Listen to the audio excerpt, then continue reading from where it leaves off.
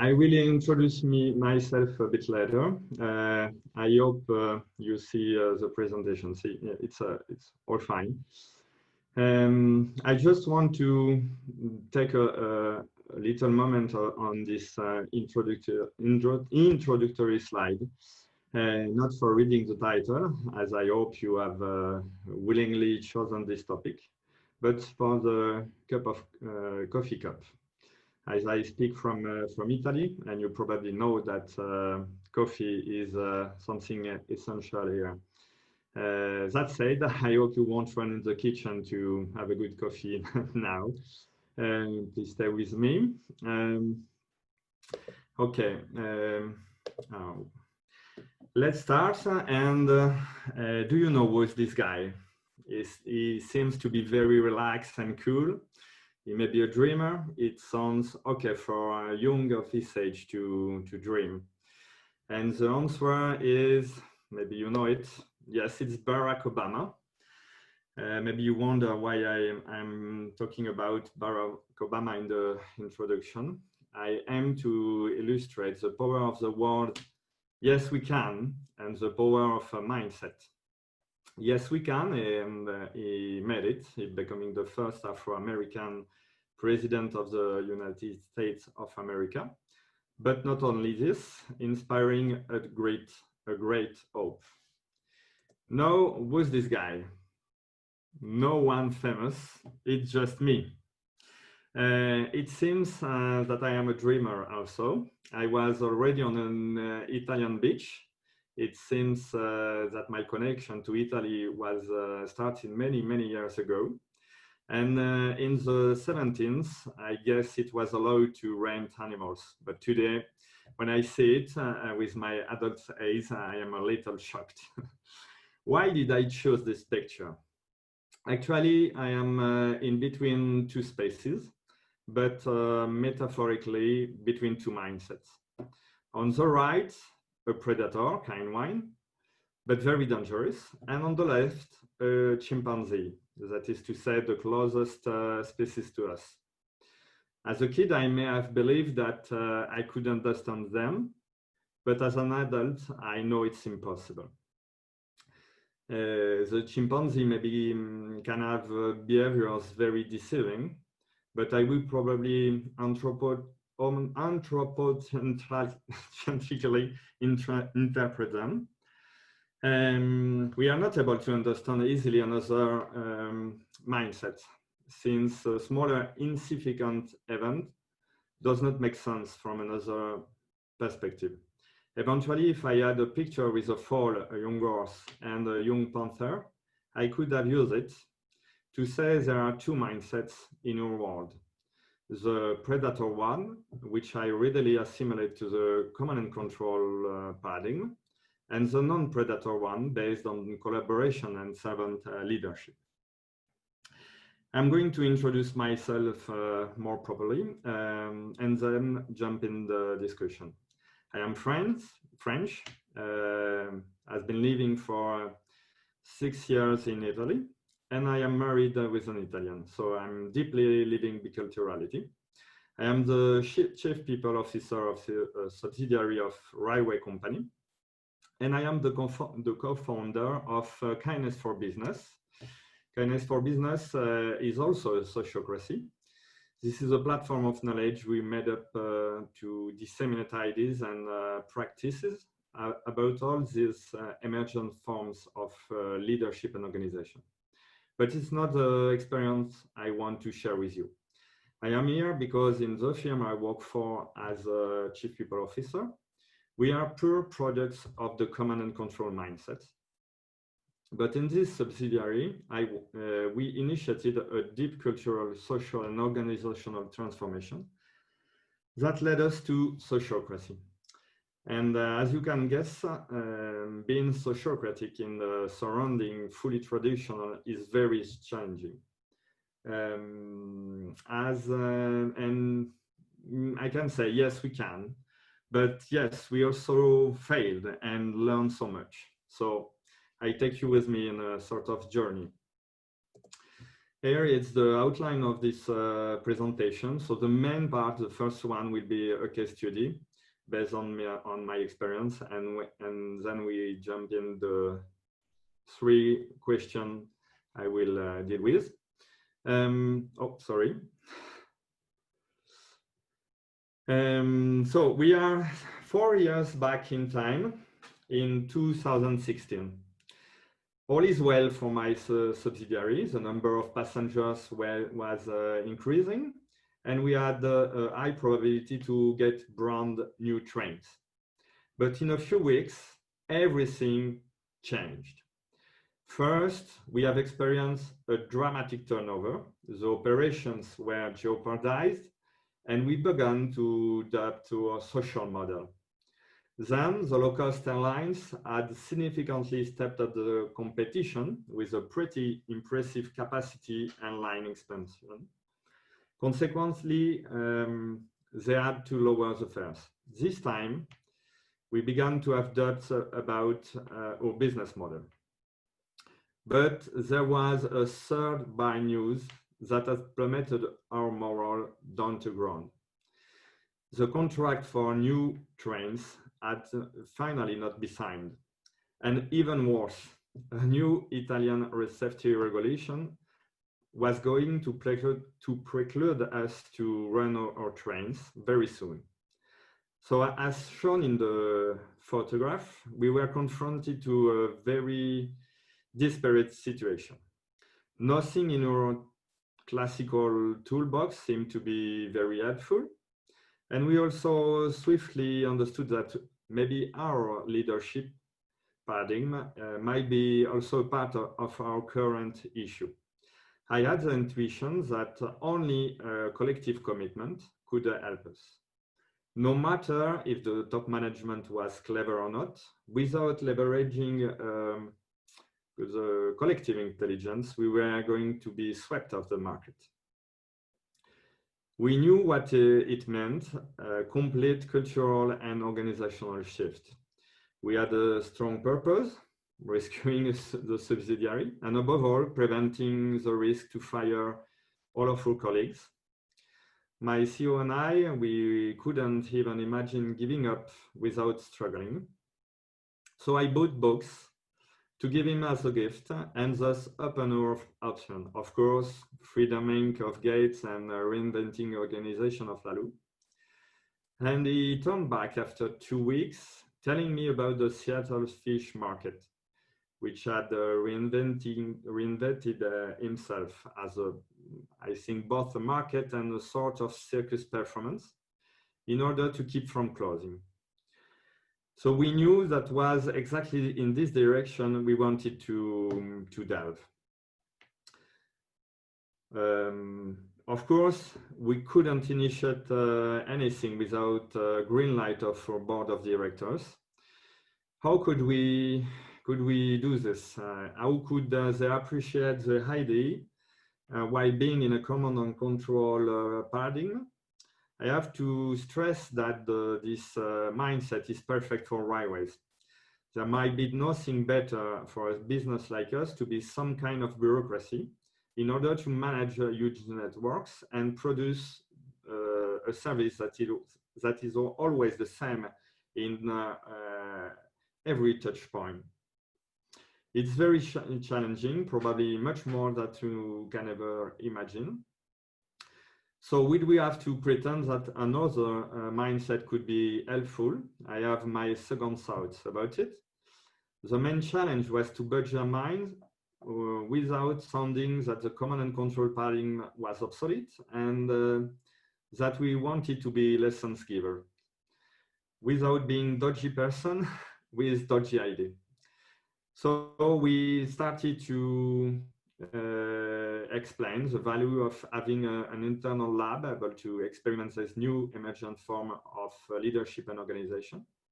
We asserted that the risk and balance you can see on the slide, this balance was advantageous. There is a cost and low risk of bad buzz, and in exchange we could find a fresh way to run a lasting business. I don't know exactly which led to the endorsement, I have to be honest, but we got the green light. So the rocket was granted on the launch pad to be in the actuality, and the next step would have been to refuel it. In spring 2017, we organized the first corporate seminar with everybody, not just the management. We gathered all our teams. In this picture, you can see a real workshop we've made. It was the first time that we found smart solutions to keep on running an activity that never stops, and at the same time give everyone a chance to have their say. Using online platform and co-design methods, and we wrote a new vision and a new set of values. The values were oriented to empower every level of the company, to disseminate ambition and accountability, to introduce a learn by trying and failing culture, and to make subtle but real modification in behaviors. So we choose them together. The main one was the ambition. We didn't want to stop struggling and to stop finding new ideas, new fresh ideas. The vision we have built is based on two pillars you can see on the slide. The first one is creating a train full of surprise, a surprising cruise on tracks, able to deliver a unique and unforgettable experience to each passenger. And I forget to tell you that our longest journey is a 7-hour route. The second pillar is about how to forge together a brand new social, cultural, and organizational model, able to generate commitment, passion, I said it, but above all, pride and excellence. This vision is the output of a fully transparent and in real-time conception, with the help of the platform we had online. So in MIAS, I can assess that in my subsidiary, more or less 20% of people were committed by nature. So they have been waiting nothing else than a project like this to come up with innovation and projects. I will give you two examples. We had two trained managers who immediately submitted projects.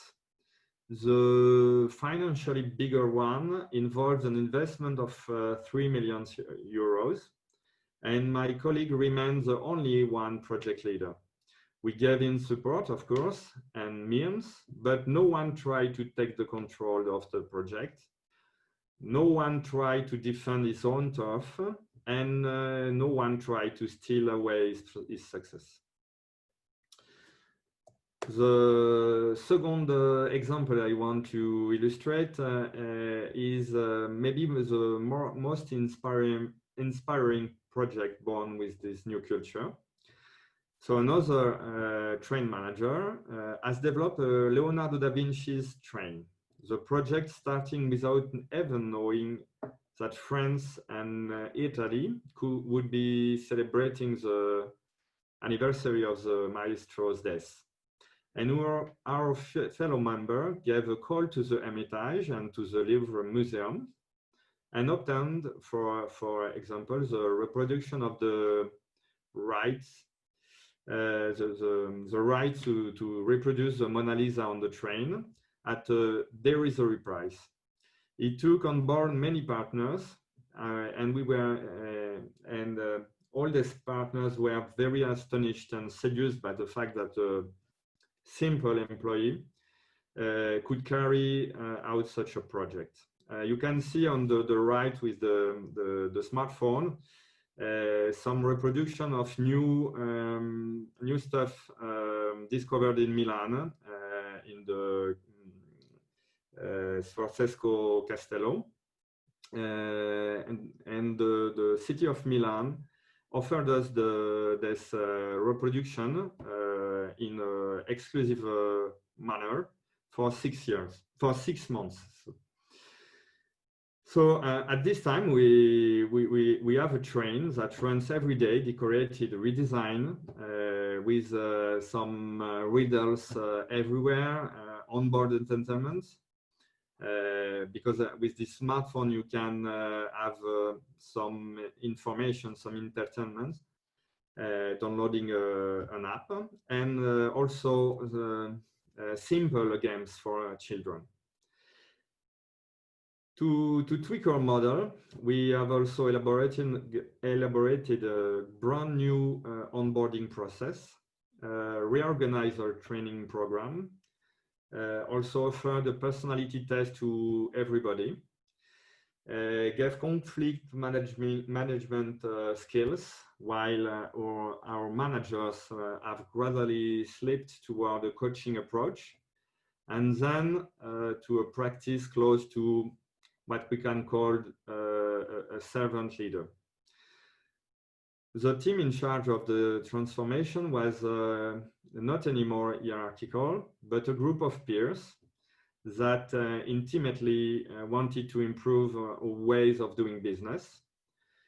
You won't believe me, but we also initiated to learn from horses, since the collaboration of our horse pack requires a sincere harmonization of will, emotion, energy, and finally of action. Maybe I heard the presentation with the use theory before, and I found a lot of connection with that. After 2 very intense years in terms of transformation, we made a climate survey that showed that we still had one more step to take. One that could give us a new governance, maybe a backbone. In fact, our leadership was still sometimes expressed in an authoritarian or top-down manner, and we were not perceived as coherent. Moreover, we still had titles and a classical organization chart that reflected the oldest mindset. So looking for a solution able to help us, I met with a Swiss consultant, Mark, who told us that the problem we were facing could be redefined as liberating structures while structuring freedoms. I can say you that listening to this sentence, my heart just stopped for a moment. It was exactly the proper way to delineate our main issue. We had the culture of freedom, we had the intent, we had some proof that it operates, but the structure was missing. So we had the lock, but not the key. Fortunately, Mark is very generous, so he also offered us the key with Sociocracy. So for 2 months, we have investigated, tested, and checked the sociocratic methods and some practices within what became the transformation circle, the first circle, compounded of the former steering committee and the transforming team. That is to say, 12 people. Once fully convinced, we decided to work on a proposal for the whole company, and we made up a set of circles, decision-making methods, and new practices. But it was just a proposal and a sort of bespoke sociocracy. And this proposal has been discussed and improved and accepted by all our employees during a seminar we held 6 months ago.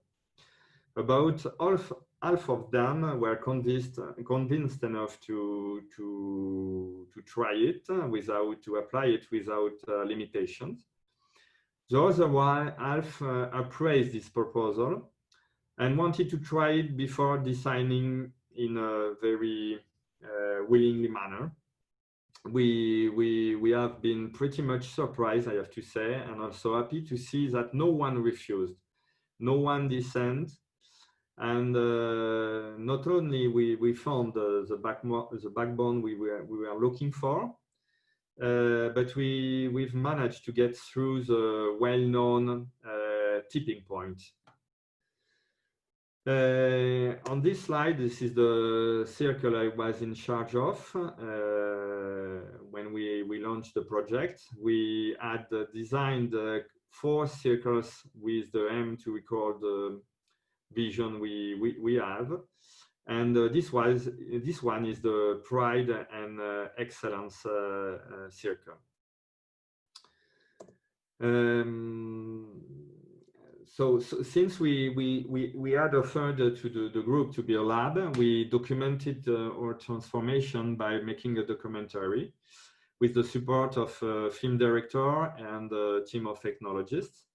We screened it for the first time on January with a pretty positive reception from an audience of business leaders in Italy, consultants, and university professors.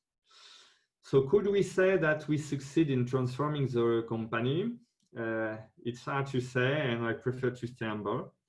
But no one can contest that we have demonstrated courage, passion, and enthusiasm, enough to create pride and commitment internally, and interest and curiosity externally. I have no doubt that without all this effort, our group would not have invested in our future by revamping our trains, what allowed us to be compliant to the new safety regulations and to keep us on tracks.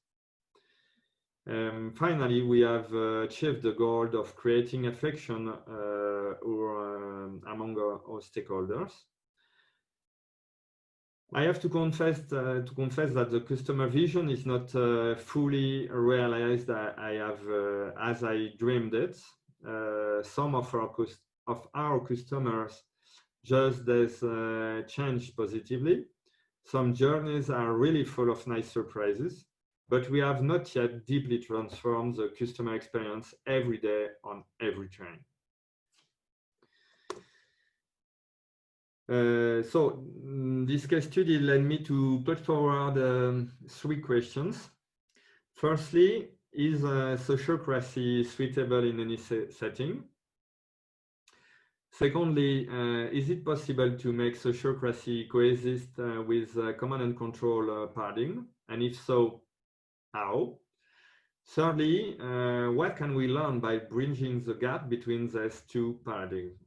Of course, this is not an academic lecture, so it's just my beliefs, just my experience.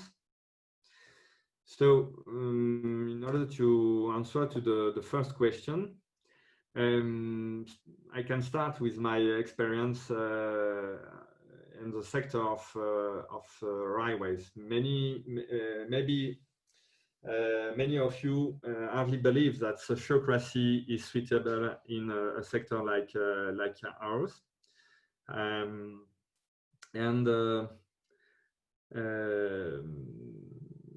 I can't assure you that it's suitable in every economic field, but as far as I know, there is no reason to assert the contrary. If the sector is not the relevant topic that could hinder the adoption of Sociocracy, what are the possible limits? I see 3 possible limits: the size, the ownership, and the culture. The size is a constraint that makes the adoption more complex and at least longer. I can say you how much time I heard the sentence, it's possible if you are tens or hundreds, but on the scale of thousands of people, it's impossible. It's true it's easier to find some small or medium organization that are sociocratic, but I read that, for instance, Toyota, or at least some part of it, could be considered as sociocracy. At Zappos, there are more than 1,000. Then, to deal with the two other limits, ownership and culture, they are both linked, I think. It's easier for a small group of people who are owners of an organization to start the project on a sociocratic basis, or to turn toward it after a running period. It's harder in a group like mine, and I couldn't recommend to a manager to go for such a deep transformation without getting not only approval, but also support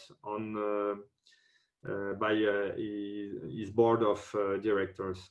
I know there is a current trend to glorify rebels, hackers, activists, but in my point of view, that's putting at risk entire collectives and confusing speed with haste or precipitous action.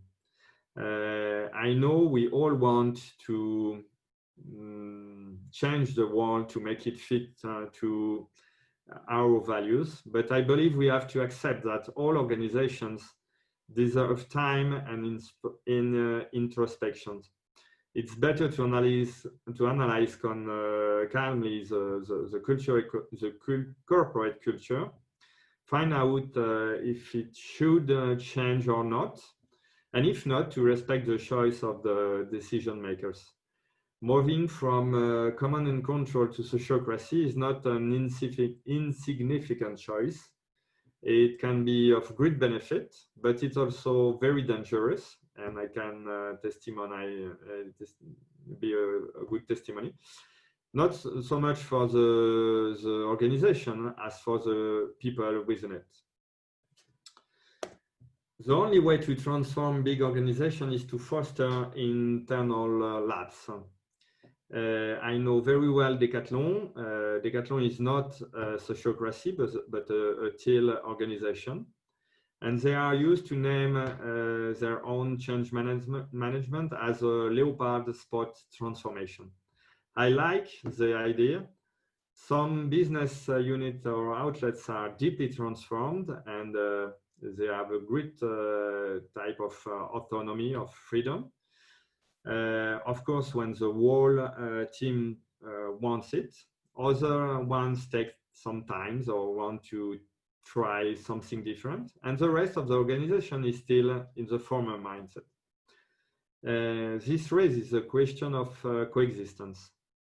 When two cultures cohabitate, one tends to take precedence over the other one. Sometimes it's a question of survival. And maybe because the older mindset feels unsafe.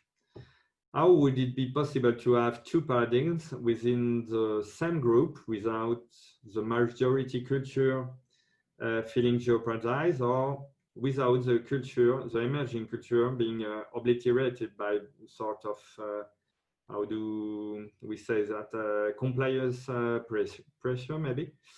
In a manner of speaking, in the experiment I led, the main internal resistance occurred when we found an authentic and comprehensive expression throughout the organization, throughout the sociocracy, and when we began to show our result in a 360-degree manner. Of course, saying that a culture may feel endangered is a shortcut, but because in fact it's the establishments that feel more or less consciously confused or compromised by things it cannot understand or control. I would say that a contract or a charter should be signed by and with the board of directors or the upper hierarchical level in order to shelter the experiments. Maybe, let's say, for 3 years, and guarantee that it can continue if some predetermined goals or results are achieved. And I think that an engagement like this has to be communicated to every employee in a transparent way. Of course, we can also imagine even more protective solution, like I don't know if you know what is steward ownership, or by transforming corporate statutes where the legislation allows it. In Italy, we have a law for the benefit corps, so we can create benefit corps. It's a manner to protect experiments like this.